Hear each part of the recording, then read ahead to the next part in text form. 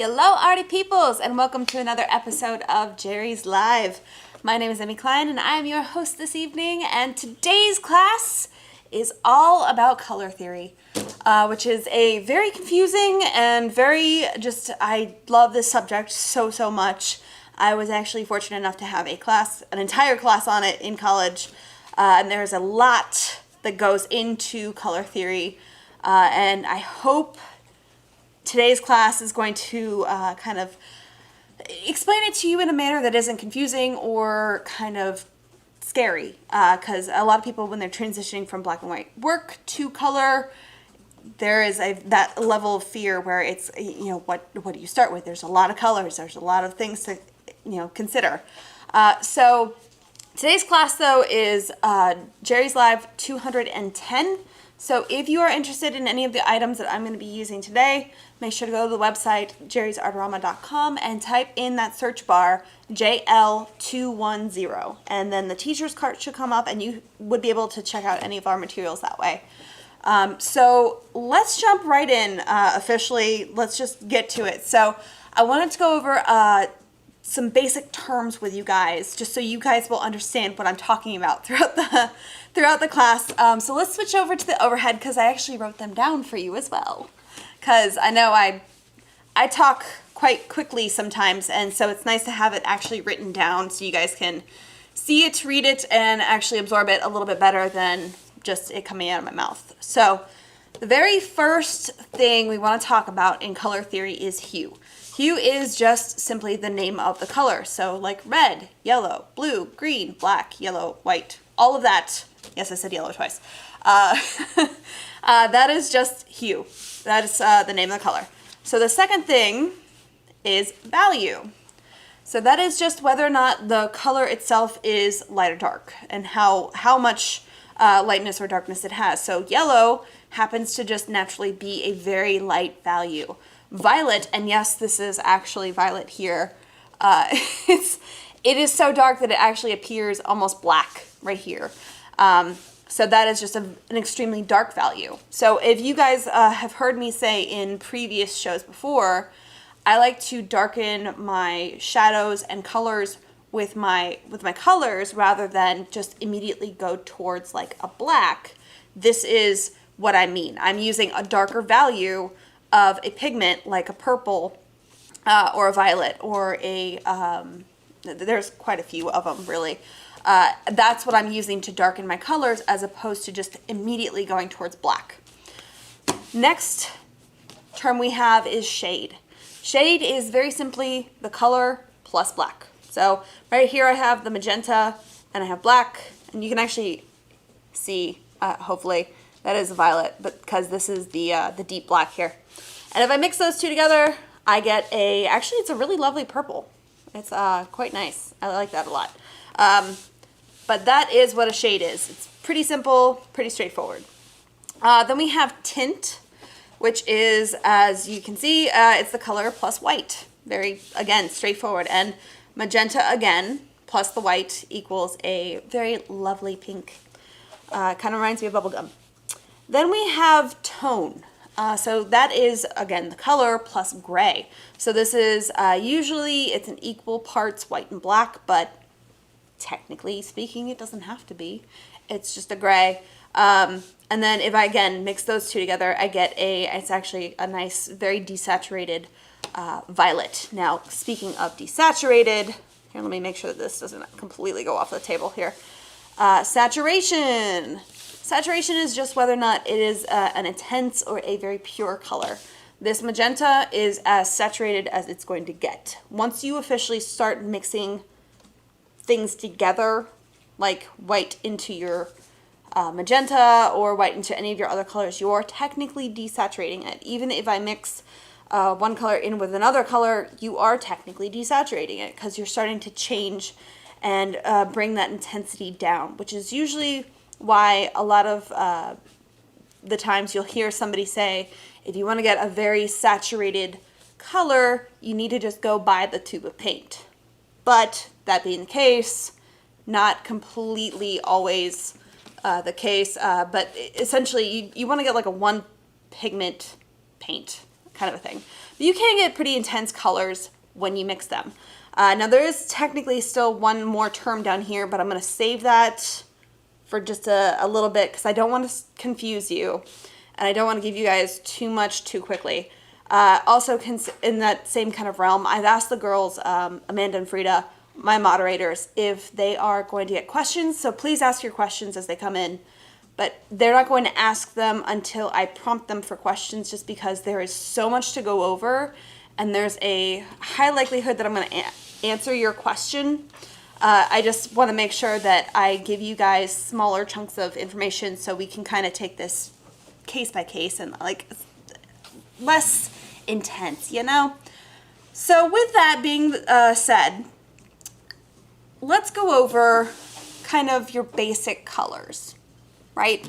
So if you are trying to mix any colors under the sun, there are 3 basic colors that you need because you cannot mix anything to make these colors. That is your primary colors. We have a yellow, a magenta, and a cyan. Now, technically speaking, these are your primaries, not red, yellow, and blue. Red, yellow, and blue are not primary. It's cyan, magenta, and yellow.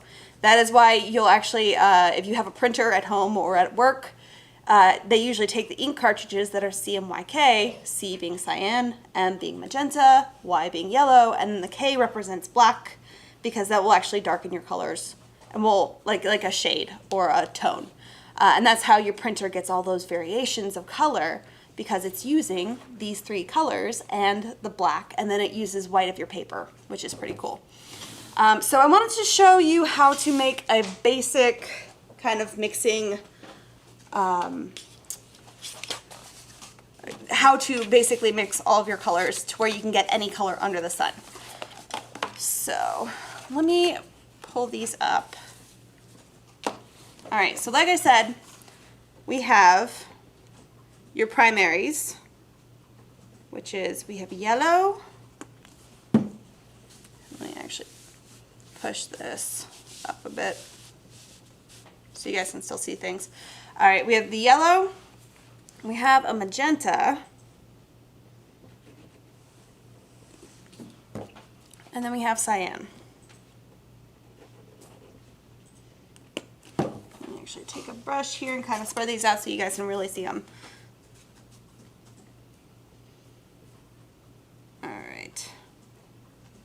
Now, while I am mixing these around and kind of making them larger swatches, do I have any questions on the terms so far of what I've already gone over? Because they were pretty straightforward. Just want to make sure while I'm just doing the easy stuff here to grab any questions that you guys might have. I think we're good. Cool. All right. Oop. I had some dry paint on my magenta tube. All right.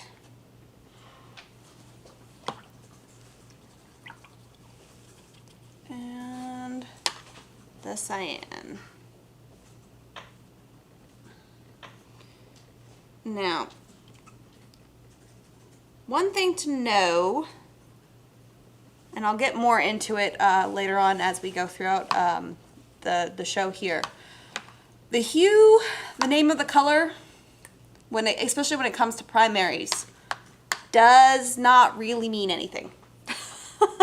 The name of a color can be anything under the sun. Typically speaking, manufacturers have the rights to name a color whatever they want. So the more important thing when it comes to your primaries is pigment codes. Now that might make you ask, what is the pigment code for primary colors? There's technically not a standard. I know that's very frustrating, and you can't really it's hard to kind of say like this is your primary color, but I will say there are standard colors that kind of reoccur on a regular basis. This lemon yellow, the primary is PY3, which I believe is a Hansa yellow. I believe that's the 10G. There's actually a website, and I'm sure my moderators are going to be pulling it up, that has all of the pigment codes and what they mean, and they are incredible. It's my kind of go-to reference. I should have given you guys links, I'm sorry, but they'll probably find it and put it in the chat below. If they don't, I will put it in the chat. But this right here is PY3.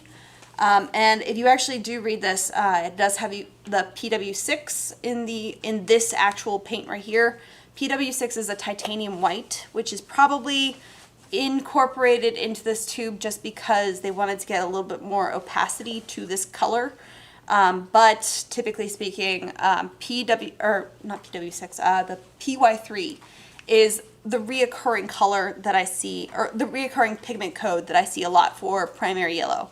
Not 100% true all the time, so just please keep that in mind. But for the magenta, the code that I see that occurs a lot and is actually in this right here is PR122. That is a quinacridone red, technically speaking. And the cyan is PB15. I always get them mixed up. Is it a colon or a semicolon? Semicolon has a comma, right? So it's a colon, yeah. PB15:3. So that is a, Katie, help me out? Phthalocyanine. Phthalocyanine blue. That's a very long, it's a hard word to say. My brain just immediately goes, no, nope. Phthalocyanine blue. And I believe this one is actually BG blue-green shade, right? BGS. Yeah, BGS. So anytime you see like the PB15, that is a phthalocyanine kind of color, and then the colon and then the number will adjust the shades of that pigment. This one happens to be 3, so that is the blue-green shade. Oop, and I got another little blob of my dried paint in my blob of paint. That's what happens sometimes. I've been using these paints like constantly all week. So, all right, so there are my primary colors, right? Yellow, magenta, and cyan. To mix anything beyond this is where you start getting into your basic color theory ideas. So this is something that, like, a lot of the times we will have in our schools, like when you're younger and kind of mixing colors in. I think Harper is in like 2nd grade, my kid, and he's going over different colors and things like that too. So I mean, it's one of those things where, like, you touch base on this basic theory and you don't realize that it can get, more and more complicated as we go, but it's something that a lot of people are very familiar with. So when you start mixing them together, you start getting your other colors, your secondary colors. So these are the primaries, and now we're going to go to the secondary. So a secondary color is where you take your 2 primaries, just 2 of them, and mix them together. Now, when it comes to making any colors mixed in with yellow, typically speaking, you always want more yellow, because yellow is a very mild color, and the magenta and the cyan will kind of overpower it. So if you want to get a true secondary color, you actually do need to mix in more yellow than the other 2. And of course, when you mix yellow and magenta, you get a lovely orange. So I'm going to take this, kind of blob it right here, and that is a secondary color, right?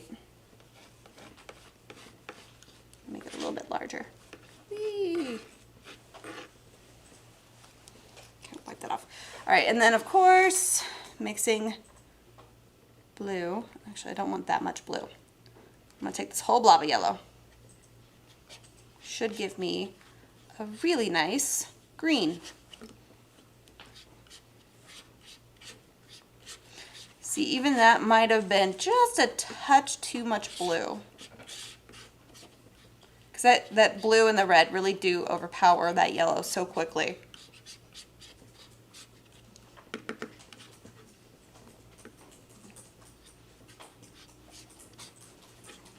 Now that is not for every single yellow, it is just mostly for that lemon yellow. Because there are, like the cadmiums tend to be a lot stronger. So this is just something that you do need to kind of experiment with if you are mixing your colors together.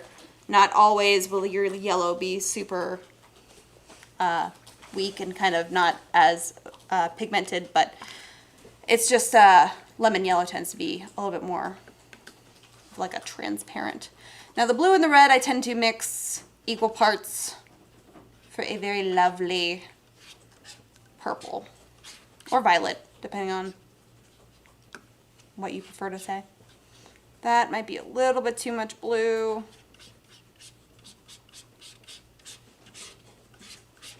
So when I am mixing my secondary colors, I am looking for something that does not lean more towards one or the other. I'm looking for that nice middle kind of ground, right in the middle. So I don't want it to really lean more towards red, and I don't want it to lean more towards blue. I want it to be equal parts. When I look at that color, I want to say, like, that's definitely not one or the other. It's right in the middle. And there's that lovely purple.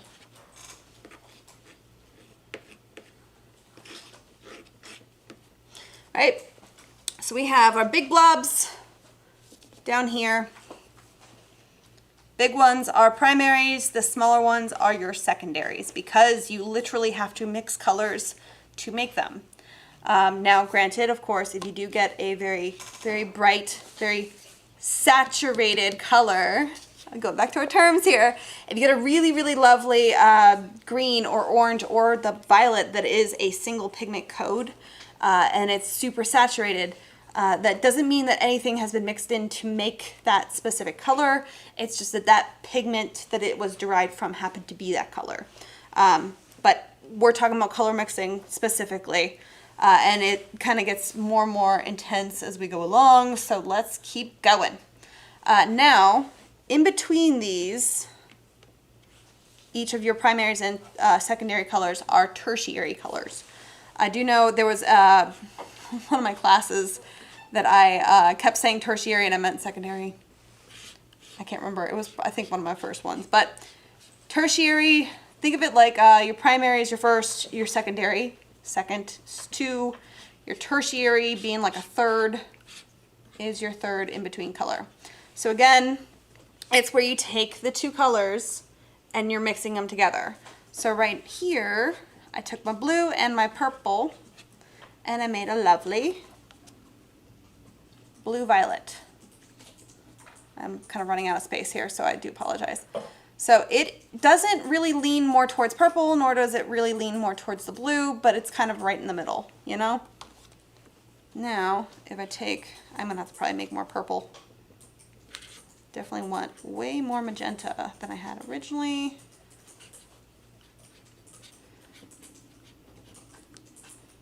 And I have to take all of my magenta. Yeah. There we go.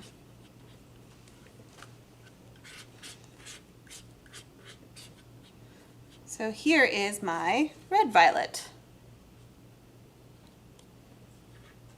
Probably could have mixed in a little bit more of that magenta in with that, just to kind of, oh, let me make sure it's on camera here.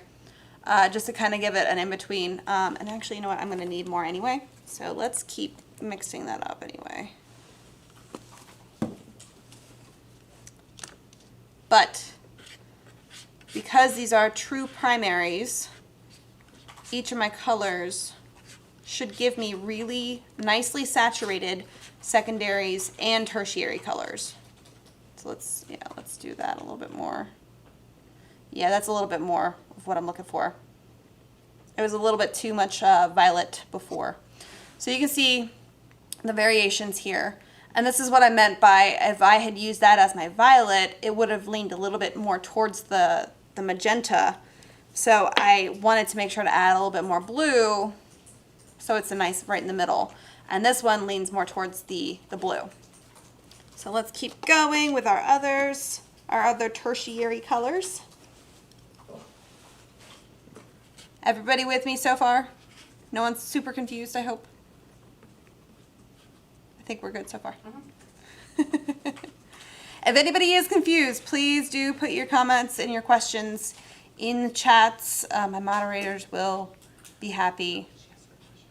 Oh, I have one question. You have a question? I was typing an answer. It's all good. Bridget was wondering why the purple that you made is so much darker than either of its two primaries. That is a fantastic question. Why is my purple far darker than the two primaries? It's honestly, when you mix the blue and the magenta together, they just get dark. I don't know why it has that reaction, but your violets should always be pretty dark, which is why when I was saying the value of a violet is always really, really dark, I have no idea what causes that. I think it's just because those pigments are so intense, they just kind of darken up like that. Whereas like the yellow, because it's a lighter value, that's why these aren't as dark, kind of a thing, you know? Do we have another question? I've got a couple. Okay. When you're mixing acrylics, for example, do you worry about light fastness when mixing? Or no, since you've got UV sprays and stuff, it doesn't really matter? No, whenever I am worried about light fastness is when I'm purchasing my art supplies. Typically speaking, I always try to make sure to get my supplies that are extremely light fast. The three colors that I'm using here, and I'll actually show you, they're the Lucas Acryl Liquid. And I wanted to use acrylic just because I wanted them to dry on a kind of a faster level. Because you can use this in any media. This is the same concept for all media, and I will show you a little bit later on. I have something awesome for you guys to see. But when it comes to light fastness, these are all 3-star right here, right? So if I make sure to purchase my paints that are all very, very high light fast rating, I don't have to worry about it when I mix, you know? If there is something that I have that I know, like if I have like a fluorescent color that I absolutely have to just use because I love it so much, the only thing I just keep in mind is that it's not light fast, it is a fugitive color, and eventually it will fade. I don't let that stop me from creating my artwork. That might stop me from selling it just because I would feel bad about if it did kind of fade out over time, or if I did sell it, I would make sure that whoever like purchased it would be aware that it needs to stay under UV protected glass or has some kind of a UV protection coating on it, and then even then it still might fade just because it's such a fugitive color. I hope that answered that. All right, so we got our, remember again, primaries are the big blobs. There's my secondary, which is the green. I have my blue-green, which is a favorite of the show. Katie's face just lit up. And then I have my yellow-green. It's pretty nice and standard. It's in between yellow and it's in between green.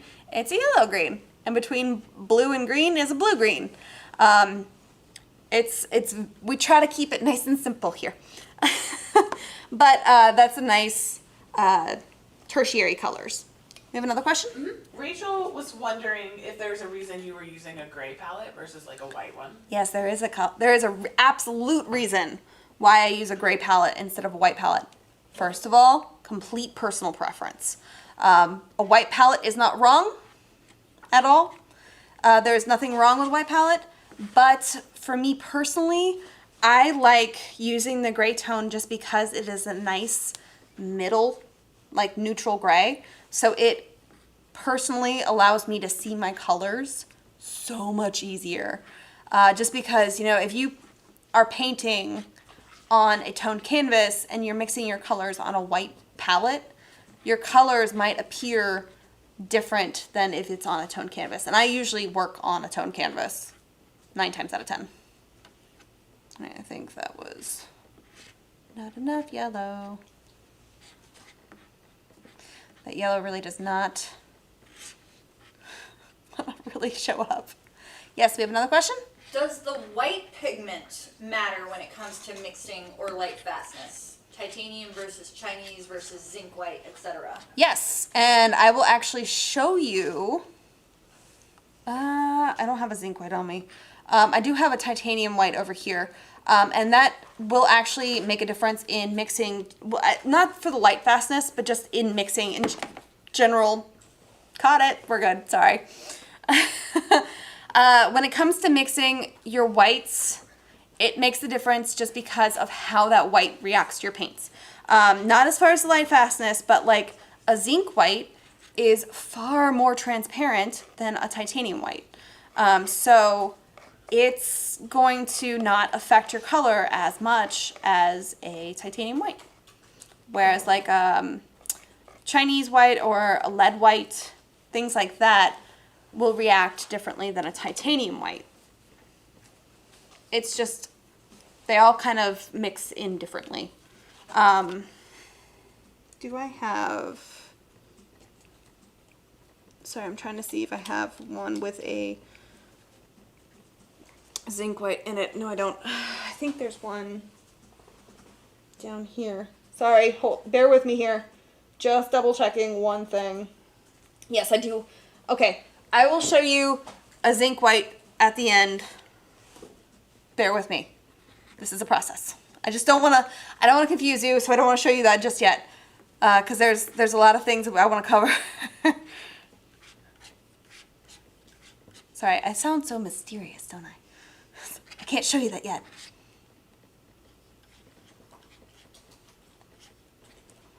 All right, that magenta is just overpowering. Oops, and I'm knocking over my table. It's overpowering my yellow. It's a powerful color. It is a very powerful color. And that lemon yellow tends to be just a soft, subtle kind of color when mixing. And this is one of those things it's really important to know. And this is why it's very important to mix your colors and swatch them and see kind of what they do before you start painting. Because if you start trying to lighten up your color with the yellow, and then you burn through your yellow because you've used way too much of the other pigment, it's just nice to be able to not have that affect your pocketbook just because you're not gonna have to buy another tube of yellow. But there we go. So I have my primary yellow, primary magenta. This is my secondary orange, and then I have a yellow orange, and then I have a red orange. Yeah. Katie's saying that it's so pretty. So there are primaries, secondaries, and then my tertiaries are in between.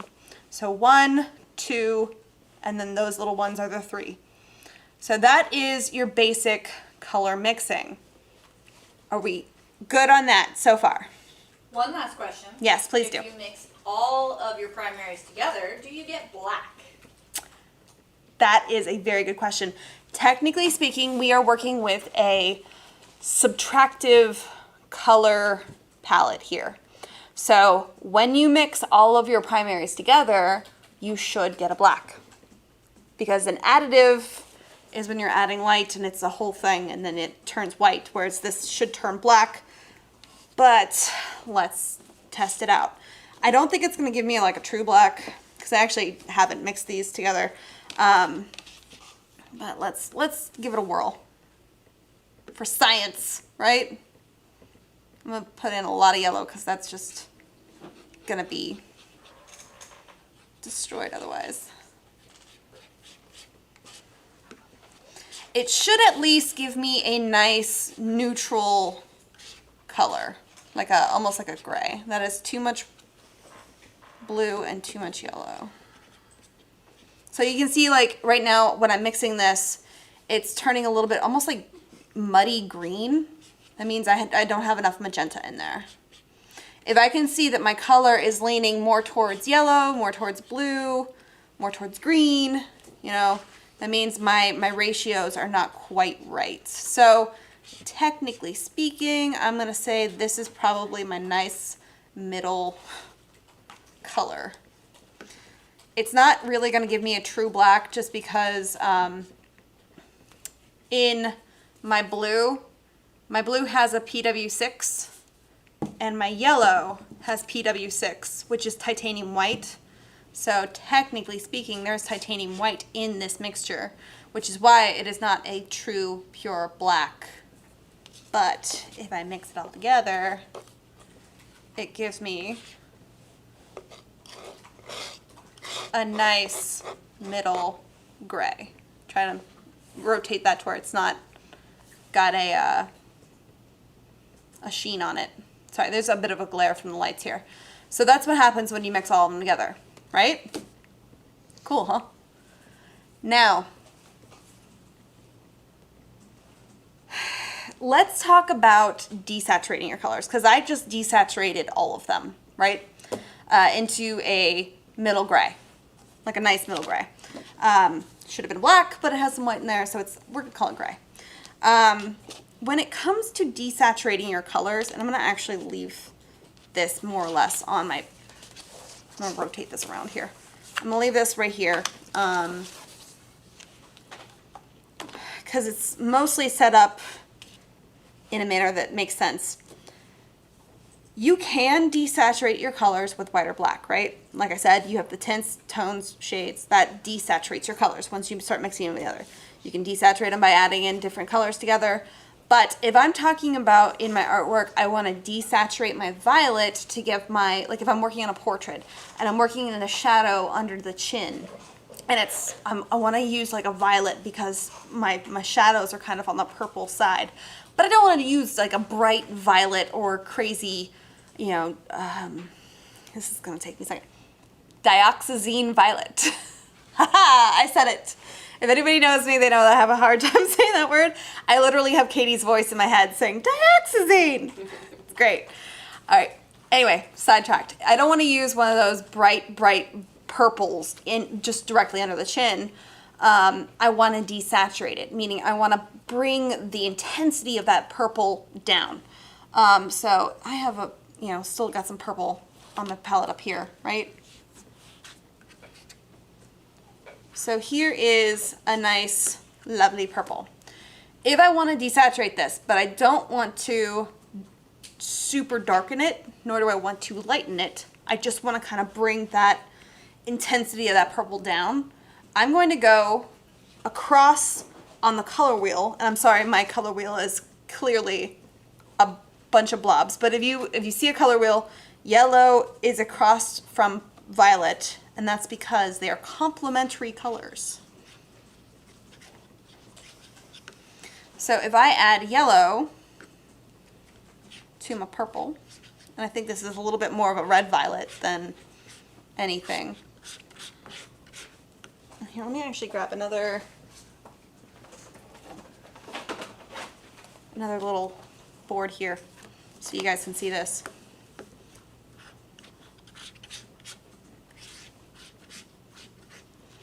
Right, so I haven't really darkened that up. Now remember, my yellow does have PW6. It's a titanium white in there, so it kind of did lighten it just a little bit. So you gotta be aware of what your pigment codes are and what they're doing. But now, let me kind of tilt that so you guys can see. It took and honestly I was kind of working with a red violet here. It took that color and toned it down just a little bit, right? So that's a really, really awesome way of desaturating your colors without relying on white or black. So if I wanted to desaturate blue, I would go on the opposite side of my color wheel. Again, remember, I'm sorry, think of this as a wheel. It's just a really wonky wheel. The opposite of my blue is my orange. So if I take my cyan, and this theory of desaturating your colors with color, it works across the board with any red, yellows, and blues, not just like the primaries, what I said was cyan, magenta, and yellow. This will work across the board. So let me kind of put in, oh, that's kind of drying, which means I need to make more orange. That's what happens when you have to mix your colors. Oh, actually I do have more magenta over here. I need less magenta because it's real strong, right? Make an orange real quick. We're gonna call that good. Yep. So I use just a little bit of magenta just to kind of pop that up to orange, right? Mix that over in my blue.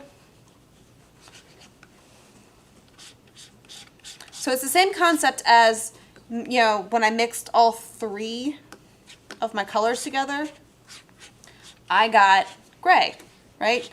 So my orange is a mixture of my yellow and my magenta. So if I add a little touch of that over here, then I should have desaturated my blue, which technically speaking, I think I had more of like a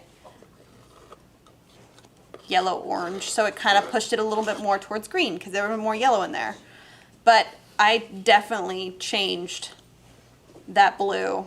It is no longer a bright, vivid blue. And when you mix it in with a little bit of orange, Katie's super happy. Isn't that a lovely color? So it's not a in-your-face teal like that blue-green, you know?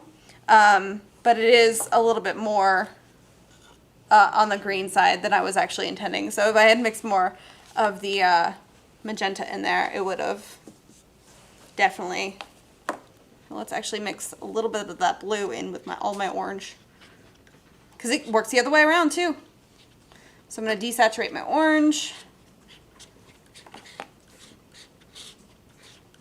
Remember that yellow is kind of really quite light. So there's a very desaturated orange. Because I mixed that in with it. So, do we have any questions on desaturation so far? Yes. I'm sure we do. How would you go about desaturating something like a brown? That depends on the brown. Because, again, if you take your complements and you mix them together, you get more or less a brown. And that's just more, I think that's kind of going to be more in like an equal parts thing. Again, with the yellow, it's a little hard. So if you have a brown that leans more towards orange, mix in a little bit of like a blue with it. You have to kind of look at the brown and see where that brown really lands on the color wheel. If it's like a really nice chocolatey brown, it's going to have a lot of red undertones, like a burnt sienna is like more of like an orange. I would mix in with like an ultramarine will desaturate your burnt siennas really, really well. That's actually how I make a black in almost all of my paintings. Because I usually don't have black on my palette. I mix burnt sienna and ultramarine blue, and they cancel each other out so nicely. But if I lean it more towards the burnt sienna, it still gives me a really nice, warm, kind of almost chocolatey brown.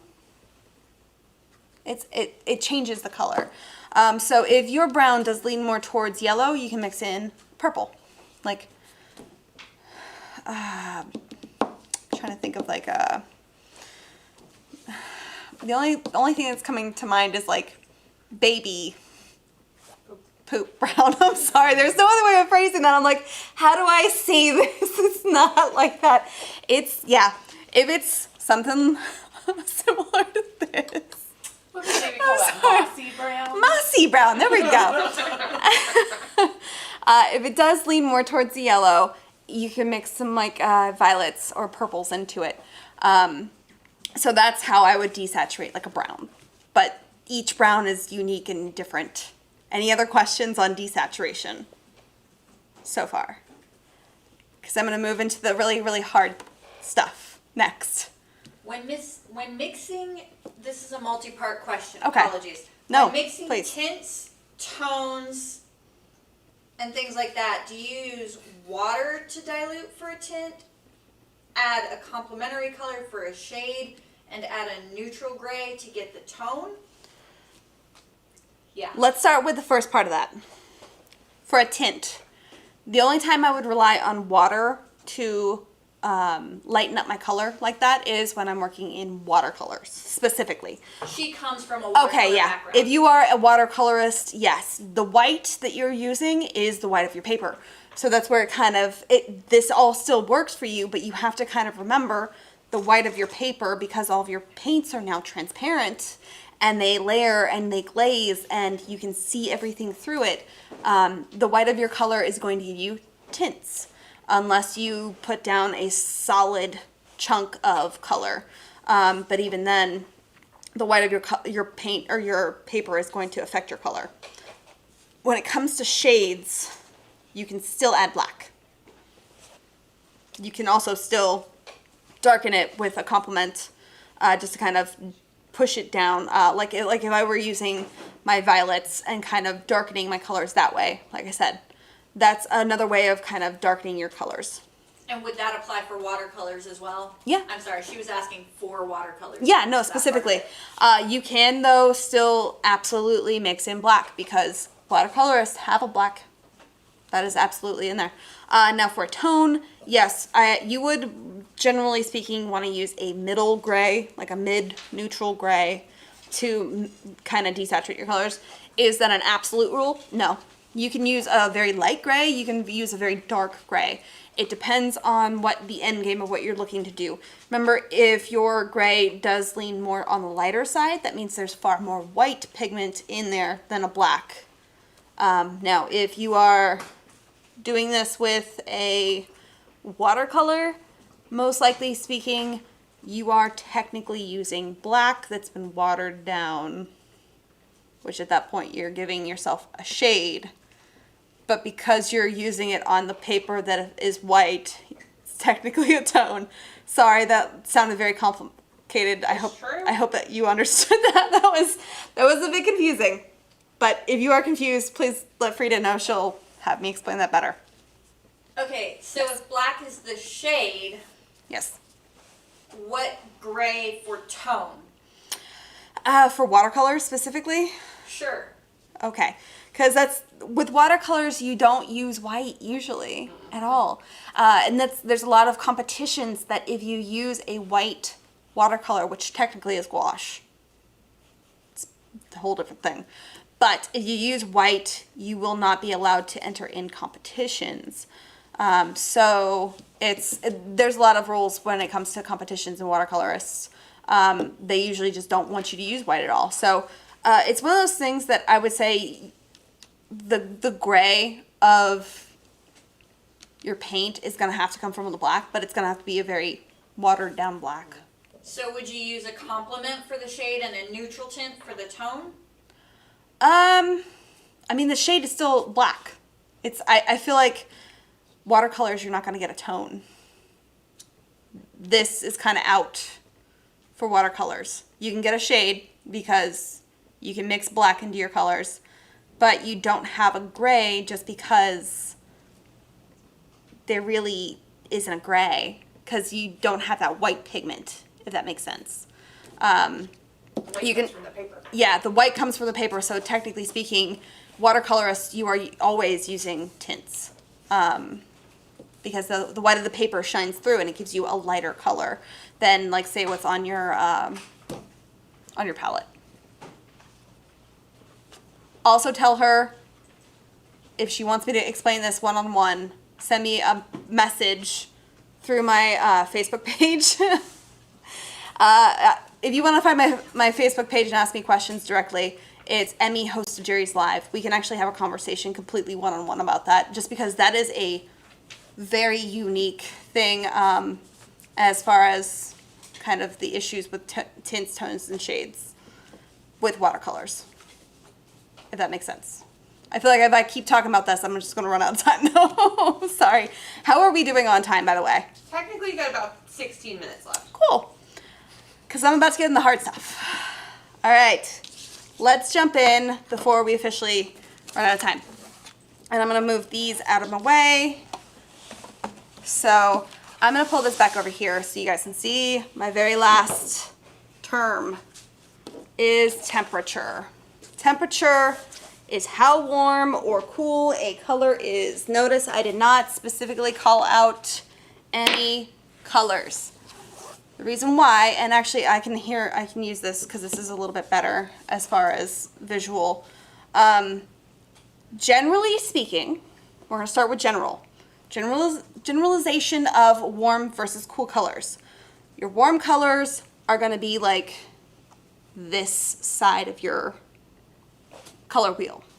So it's all the ones that kind of remind you almost of fire. So red, orange, yellow, even technically that yellow-green is a warm color. The cool colors are all of the other ones, right? So anything that kind of reminds you of water, blue, violet, green, all of those, even that red violet is technically a cool color. Now, that is a generalization, because within each color, it can kind of shift.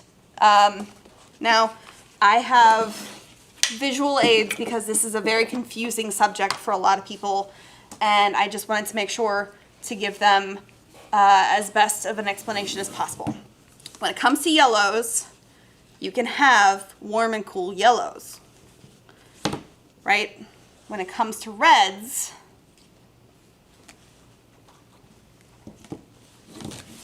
you can have warm and cool reds. And I will get into all of these, so don't worry just yet. Same thing with your blues. You can have warm and cool blues. Now, that's not confusing enough. So I'm gonna quickly run over what I have on my table here. So this is my primary blue, cyan. I have an Ultramarine Deep, and then I have a Phthalo Blue. These are the blues that, not all of the blues are represented, nor the yellows or the reds here. I just grabbed a couple of each just so I can kind of touch base on this idea. And I didn't want to overwhelm you guys. So these right here are my blues. Again, with the yellows, I have my primary. Actually, let me move all my primaries to the far left side. This is my primary yellow, which is lemon yellow. And then this is a cadmium yellow light, right? And then I have my primary red, which is my magenta. Then I have cadmium red light. And then I have permanent alizarin crimson right here. So with that, let me kind of show you color swatches just so you can understand what they look like more or less. Sorry, I'll get into what these are.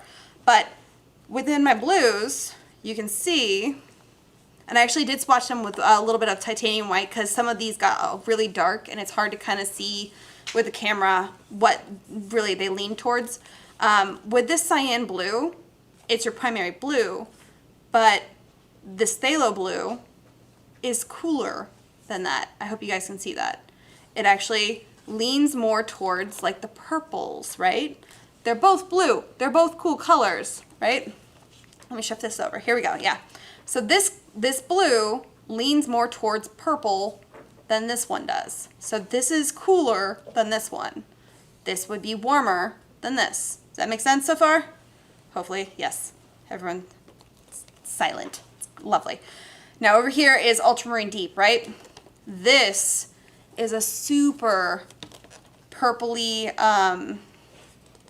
kind of, I'm sorry, this is actually a warmer color. Did I switch that around? This is warmer than that one. Ultramarine is warmer. Yes, but I'm talking about the phthalo. Sorry. This is warmer because it leans more towards a purpley red. I probably switched that. I'm sorry. I've been saying this all week. If I switch this, okay. So restart. Sorry. This phthalo blue has a lot more reds and stuff to it. It leans more towards that purple. So this is warmer than this one. I hope that makes sense. Yeah, there we go. Sorry. Ultramarine Deep, still more purples than even the phthalo blue. So this is warmer than either of these two. But in juxtaposition, if I only had these two, this would be my warm blue, this would be my cool blue. If I only had these two, this would be my warm, this would be my cool. Same thing with this. That makes sense? This looks like it leans more towards like the green kind of things, which is more towards the warmer, the cooler colors, right? So far, everyone with me? hopefully. Sorry, that seems very confusing. Reds. All right, so here's my primary, which is a very cool red. It almost looks kind of purpley, right? Magenta seems to, I'm trying to like cover up that yellow just to not have it in there. This leans far more towards the purples, so it has that coolness to it. This cadmium red is like that bright, crazy orange red that's super warm. And then my permanent alizarin crimson, even though it leans more towards the cooler side, it's kind of desaturated. Do you see that? Hopefully. So this is still much cooler than the permanent alizarin crimson, but this doesn't have that crazy saturation level that these two do. But it's a nice dark in value. Hopefully all my terms are making sense. All right, now yellows. Clearly, this is much cooler because it leans more towards the greens, and this is a nice warm yellow because it leans more towards that orangey color. Are we understanding color temperature so far? Anybody have any questions? We're just kind of watching and listening. Okay, good. Feel free to ask your questions. Now, I'm going to start getting into some very confusing things that starts making sense because we started desaturating our colors before. But what happens when you start mixing your colors together and when they have that color temperature difference and how it affects your mixes? That's what I really wanted to talk about. So your primaries should give you the most saturated, lovely color. Like right here in this corner should be the absolute best of all of them. Now that doesn't exactly necessarily happen with this because this lemon yellow has a titanium white mixed into it. Now that is a really lovely orange, absolutely, because that primary red and that lemon yellow make a very lovely orange. But what happens if you change your yellow and you start off with a really nice warm yellow instead of a very cool yellow that also has the titanium? You get a crazy, crazy lovely orange. Now I'd say this is definitely, for me, far more saturated than this one. Remember, there's the titanium white in there, and you can actually see that now that it's right next to the other two. But what if we start changing our reds? So if I keep this lemon yellow and I mix it in with this cadmium red light, which is a really nice, lovely orangey red just to begin with, it still gives me a really nice orange, but it still has that titanium white in there.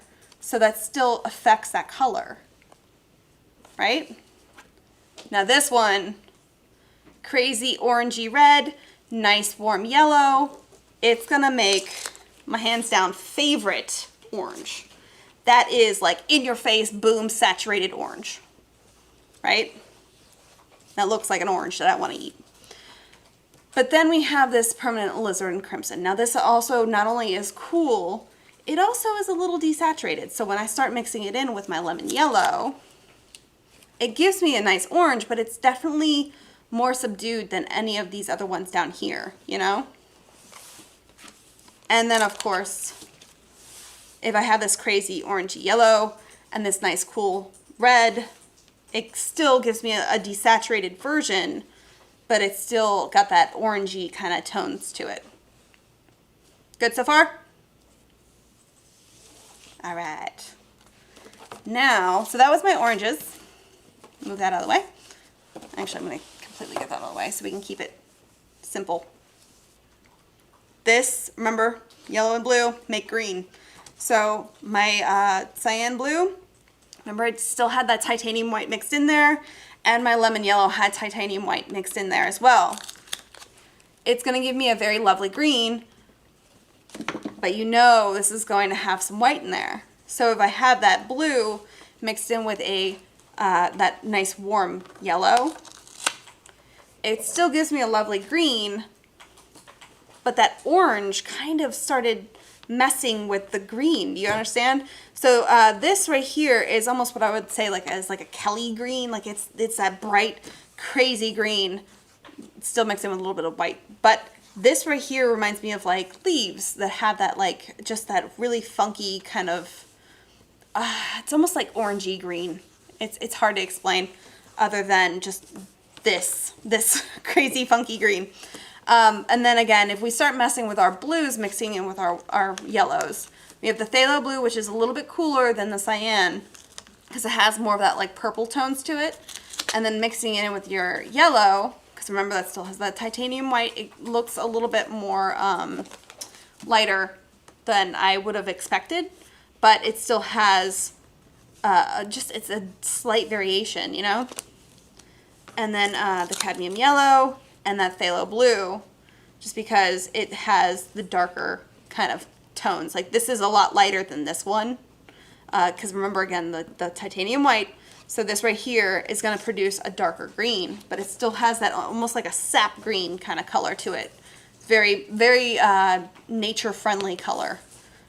Then ultramarine, which is again the coolest of the blues out of all of these right here, because it almost leans towards purple.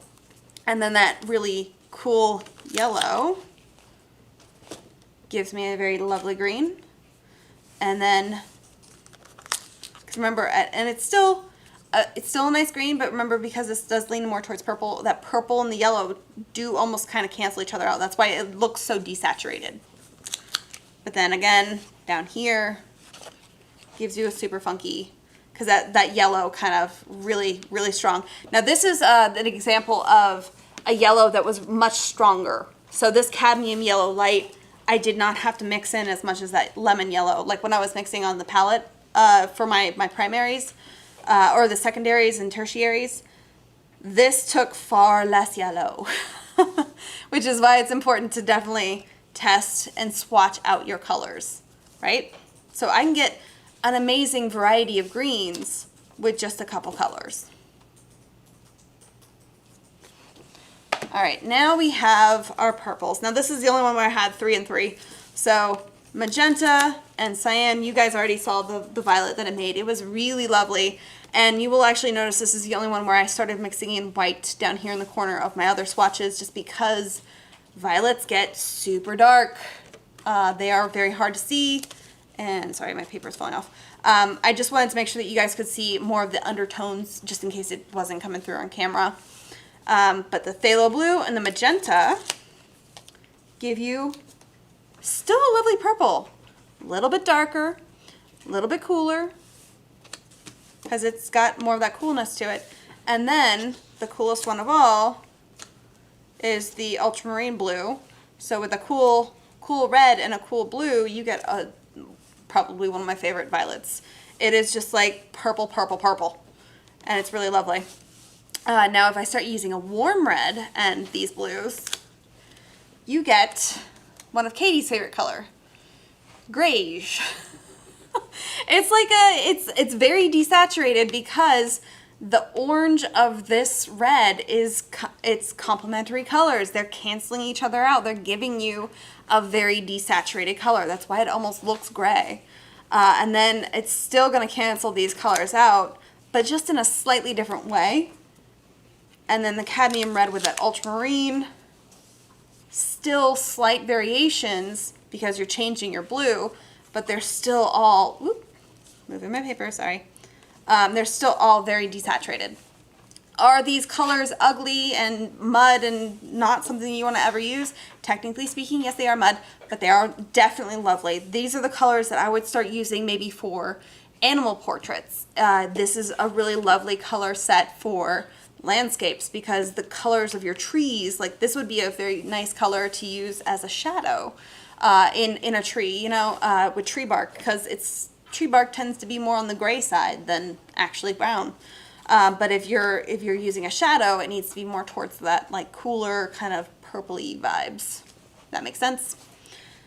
Then the last few, we have permanent alizarin crimson, which is again a very warm but still desaturated red, and cyan blue. So it still gives you a really nice purple, but it's not as like popping as like purple as this one right here. Phthalo and your permanent alizarin crimson. Again, nice dark because you have the two dark pigments. They give you a much darker violet. Still very desaturated.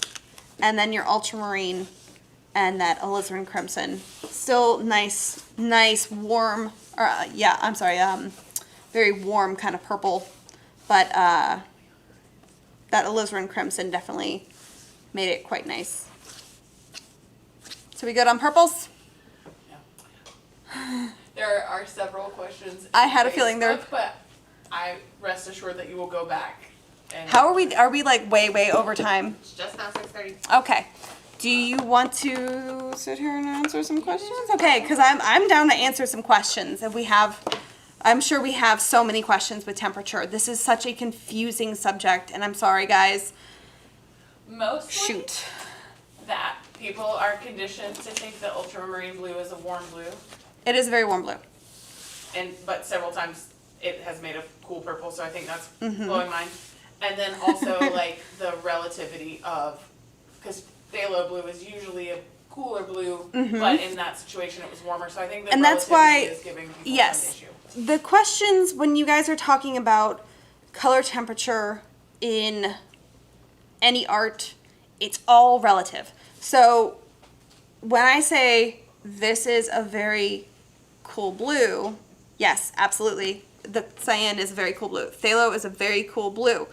Put them together and you have that juxtaposition where one is going to be warmer than the other, you know? And it's one of those things that if you decide to do an entire portrait or painting, sorry, not portrait, if you do an entire piece of art with just blues, you can do all of the shades and values and temperature using blues, but using the juxtaposition of your different blues. So shadows tend to be on the cooler side, so I might use my ultramarine blue. Your highlights where the light's hitting is a lot warmer because your light's hitting it, and it's going to be maybe more of that cyan. I might have the transition between them being this phthalo blue. And even though it leans more towards, technically speaking, the cooler side, it is like a nice in-between, you know? But that's kind of what I meant by you can change color temperature depending on what you put next to it, if that makes any sense. I hope that does. That's why I get them backwards, because I'm in my mind, I'm just like, yeah, that's a cool blue. And then I move on with my day and I'm like, but it's not exactly a cool blue. Do we have any other questions? I'm sure a million. Can you review the warm colors and cool colors on that color circle again? This right here. This is about as circular as I'm going to get. Your warm colors, technically speaking, are from red all the way over to the yellow-green. So you have,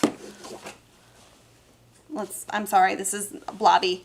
Your magenta, your red-orange, your yellow-orange, your yellow, and your yellow-green. All of these are technically your warm colors. Excuse the little gray in the middle. Those are your warm colors. They are the ones that are going to lean more towards warm, in a general speaking, because as you saw, that can definitely change.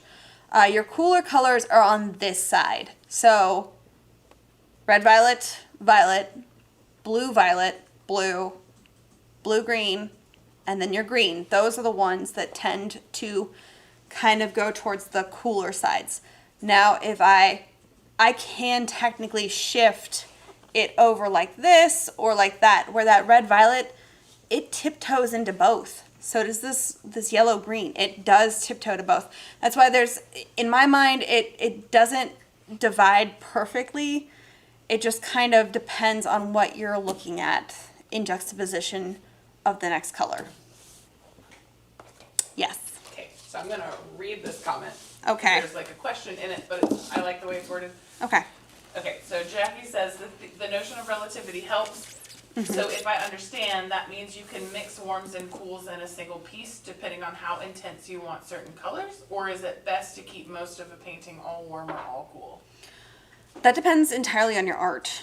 If you want to have an all warm painting, absolutely. You can use I always get this term messed up because I want to say analog. Analogous. Analogous color schemes. That is where you use like anywhere between 2 to 4 colors on the color wheel that are right next to each other. So if you want to have an all warm like painting, you can stick with just this range. And then you can produce an entire painting that is completely warm and very lovely, and you can get all of the ranges of values and shades and tints and tones using those, and then titanium white and a black. Now, if you wanted to, what was the other part of the question? Sorry, my brain just kind of went, sorry. Amanda? She said if you wanted, Sorry, I'm answering another Oh, yeah, she's multitasking. keep most of the painting all warm or all cool, and I can read the comment again. Yeah. That means you can mix warms and cools in a single piece. That was a part, yes. You can mix warms and cools in a single piece. So if I wanted to do an entire blue painting and I wanted to paint a still life, I can do an entire blue painting of said still life, whether it's a coconut or a bottle or whatever it happened to be. I can paint it in all blue.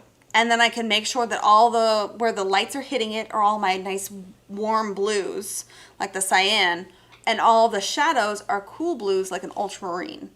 And then the juxtaposition of having those, they're still blue, and it's an all blue painting, but having those different temperatures of color will give you the idea of, like, it'll kind of make your brain go, that's a shadow. Absolutely. And it's actually like a kind of a challenge, an artistic challenge that I would absolutely love. If any of you do this, I'm probably going to go do this because I've done it before in college and it's really, really fun. But do an entire painting in just one color and try to push and pull your warms and cools just using different tones of, or different temperatures of that color. Question. I have 2 questions, but Okay. they sort of both regard to desaturation a little bit. Yeah. So number 1, desaturation does not necessarily mean just graying out of the color. Nope. And number 2, so cool colors recede and warm pull to the front. Is that right? Like desaturated blues and violets for distant mountains, warmer trees in the front. That is a pretty set standard, yes. If you do have cooler colors, it does tend to recede, and your warmer colors do tend to kind of advance. That is a pretty standard. What was the first part of that? I'm sorry. Oh, the desaturation. So desaturation is, saturation, remember, is the intensity or purity of your color. Once you start mixing anything into your paint, you are desaturating it, technically speaking. But if you desaturate it with black, it's a shade. If you desaturate it with gray, it's a tone. You can desaturate it with other colors though, like I did here. Like that's a desaturated kind of violet. That's a desaturated blue, well, blue-green, because it had more of that yellow into that orange than I intended.